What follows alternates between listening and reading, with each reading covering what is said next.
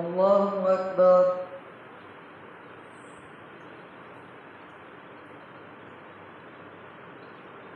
الحمد لله رب العالمين الرحمن الرحيم مالك يوم الدين إياك نعبد وإياك نستعين اهدنا الصراط المستقيم صراط الذين أنعمت عليهم غير المغضوب عليهم ولا الضالين. طه ما أنزلنا عليك القرآن لتشقى إلا تذكرة لمن يخشى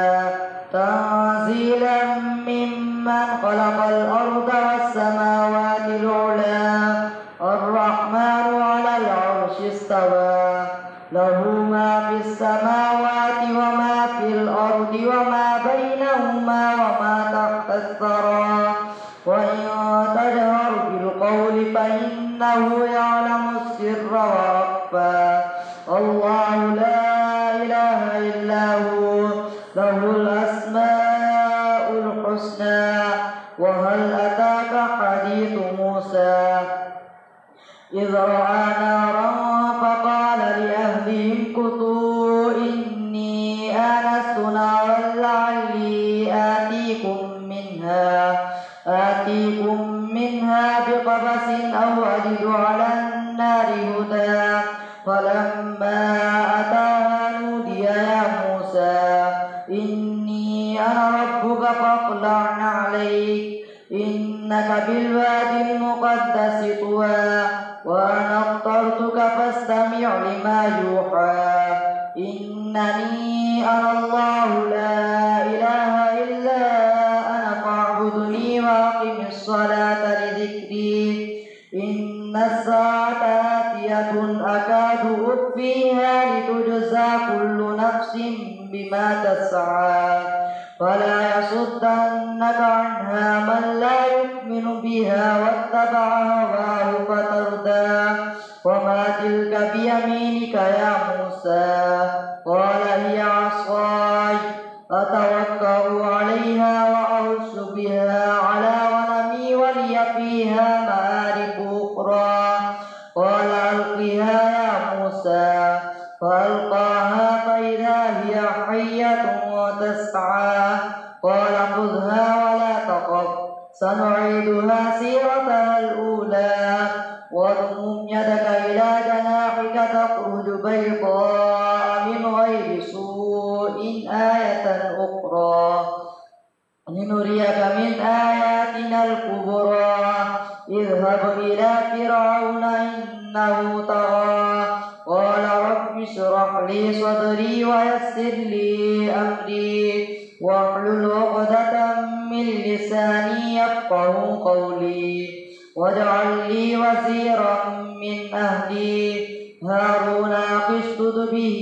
أزري وأشركه في أمري كي نسبحك كثيرا ونذكرك كثيرا إنك كنت بنا بصيرا قال قد أوتيت سؤلك يا موسى ولقد مننا عليك مرة أخرى إذ أوحينا إلى أمك ما يوحى أن اقذفيه في التابوت فاقذفيه في اليم فليلقه اليم بالساحل يأخذه عدو لي وعدو له وألقيت عليك محبة مني ولتصنع على عيني إذ تمشي أختك فتقول هل أدلكم على من يكفله فرجعناك إلى أمك كي تقر عينها ولا تحزن وقتلت نفسا فنجيناك من الغم وفتناك فتونا فلبثت سنين في أهل مدين ثم جئت على قدر يا موسى واصطنعتك لنفسي اذهب أنت وأخوك بآياتي ولا تنيا في ذكري اذهبا إلى فرعون إنه طغى فقولا له قولا لينا لعله يتذكر أو يخشى قالا ربنا إننا نخاف أن يفرط علينا أو أن يطغى قال لا تخافا إنني معكما أسمع وأرى فأتياه فقولا إنا رسولا ربك فأرسل معنا بني إسرائيل ولا تعذبهم قد جئناك بآية من ربك والسلام على من اتبع الهدى إنا قد أوحي إلينا أن العذاب على من كذب وتولى قال فمن ربكما يا موسى قال ربنا الذي أعطى كل شيء خلقه ثم هدى قال فما بال القرون الأولى قال علمها عند ربي في كتاب لا يضل ربي ولا ينسى الذي جعل لكم الأرض مهدا وسلك لكم فيها سبلا وأنزل من السماء ماء فأخرجنا به أزواجا من نبات شتى كلوا وارعوا أنعامكم إن في ذلك لآيات لأولي النهى منها خلقناكم وفيها نعيدكم ومنها نخرجكم تارة أخرى ولقد أريناه آياتنا كلها فكذب وأبى قال أجئتنا لتخرجنا من أرضنا بسحرك يا موسى فلنأتينك بسحر مثله فاجعل بيننا وبينك موعدا لا نخلفه نحن ولا أنت مكانا سوى قال موعدكم يوم الزينة وأن يحشر الناس ضحى فتولى فرعون فجمع كيده ثم أتى قال لهم موسى ويلكم لا تفتروا على الله كذبا فيسحتكم بعذاب وقد خاب من افترى فتنازعوا أمرهم بينهم وأسروا النجوى قالوا إن هذان لساحران يريدان أن يخرجاكم من أرضكم بسحرهما ويذهبا بطريقتكم المثلى فاجمعوا كيدكم ثم أتوا صفا وقد أفلح اليوم من استعلى قالوا يا موسى إما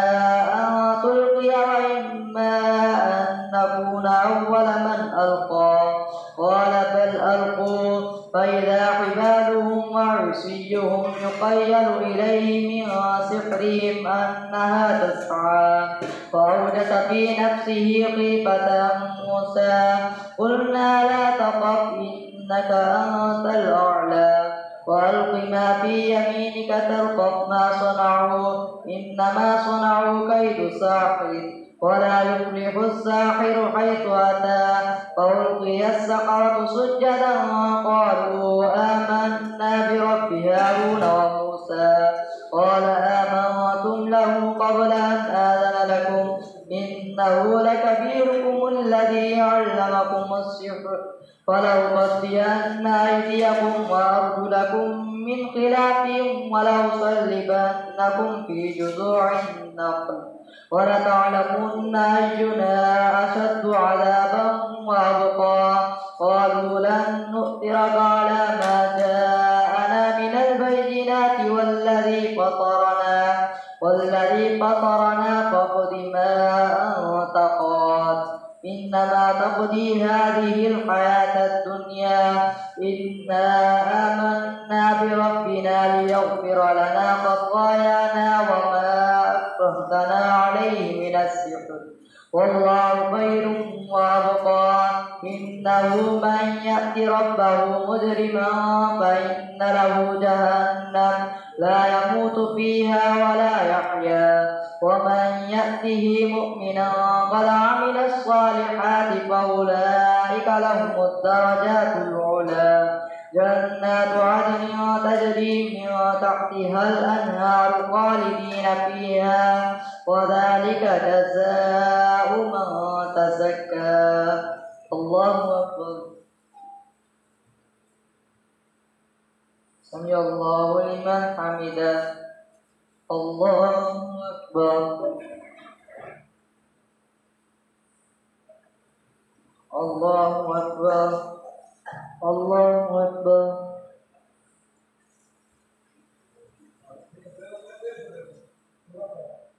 الله أكبر.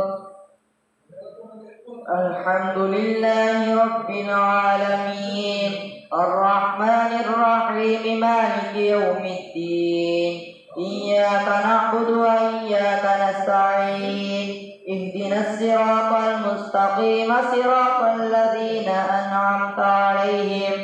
غير المغضوب عليهم ولا الضالين. ولقد أوحينا إلى موسى أن أسر بعبادي فاضرب لهم طريقا في البحر يبسا لا تخاف دركا ولا تخشى فأتبعهم فرعون بجنوده فغشيهم من اليم ما غشيهم وأضل فرعون قومه وما هدى. يا بني إسرائيل قد أنجيناكم من عدوكم وواعدناكم جانب الطور الأيمن ونزلنا عليكم المن والسلوى. كلوا من طيبات ما رزقناكم ولا تطغوا فيه فيحل عليكم غضبي ومن يحلل عليه غضبي فقد هوى. وإني لغفار لمن تاب وآمن وعمل صالحا ثم اهتدى. وما أعجلك عن قومك يا موسى؟ قال هم أولئك على أثري وعجلت إليك رب لترضى. قال فإنا قد فتنا قومك من بعدك وأضلهم السامري. فرجع موسى إلى قومه غضبان آسفا